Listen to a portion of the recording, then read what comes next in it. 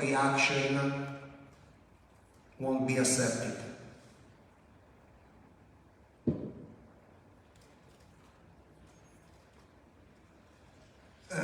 We want somehow respect also those who are watching a match, the 3 million who will attend the matches live here in Doha, and also the billions who will watch the matches on television. So we have already recommended our referees, and this is something not new, because we did already something exactly the same in Russia 4 years ago. So we recommended our referees to be very accurate in calculating the time to be added at the end of each half to compensate the time lost due to a specific kind of incident. What we want to avoid is to have a match lasting 42, 43, 44, 45 minutes of active play. This is not acceptable. So I repeat, whenever there will be an incident like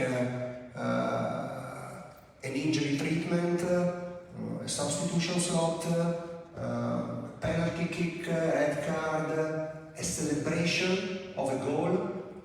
I want to underline celebration of a goal because it's normal. It's a moment of joy for one team. For the other, maybe not. But a celebration may last 1.5 minutes. So imagine in a half there are 2-3 goals scored. So it's easy to lose 3, 4, 5 minutes only for goal celebration. This time has to be considered and compensated at the end. And of course, in addition to this, the time lost due to the VAR intervention. I repeat, it's nothing new.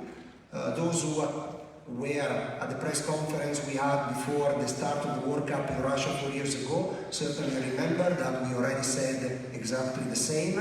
And during matches in Russia, it became quite normal to have the fourth official showing the electronic board with 7, 8, 9 minutes on it. I repeat, the purpose is to offer more show to those who are watching the World Cup.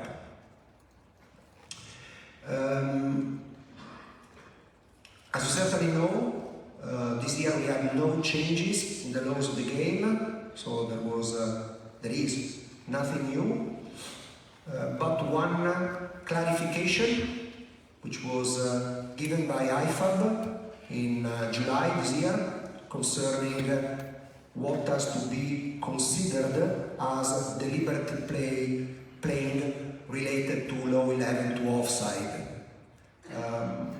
It was already well explained why this clarification was felt as needed. You certainly remember a goal scored during the UEFA Nations League final, Spain-France, goal scored by French player Mbappé. At that time, the interpretation of deliberate play was a movement towards the ball.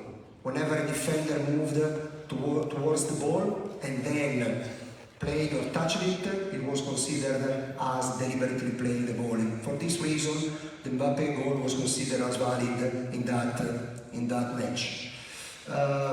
After opinion exchanged with football stakeholders and also within the different IFAB panel, it was felt that this interpretation, which was very, let's say, simple, because it was a movement to be assessed.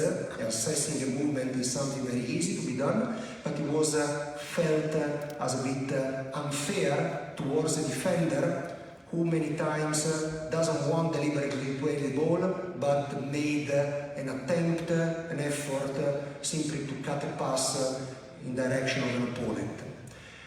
For this reason, we try to offer a more suitable interpretation, an interpretation that respects more the spirit of football, and we are now considering as crucial, critical to deliberately play the ball, the control of the ball. So a player is able to deliberately play the ball if he has the control or if he has the likelihood of the control of the ball. We have some example. If you don't mind, I would like to show them very quickly. The first one is very basic. This is clearly a deliberate play. The player is in full control of the ball.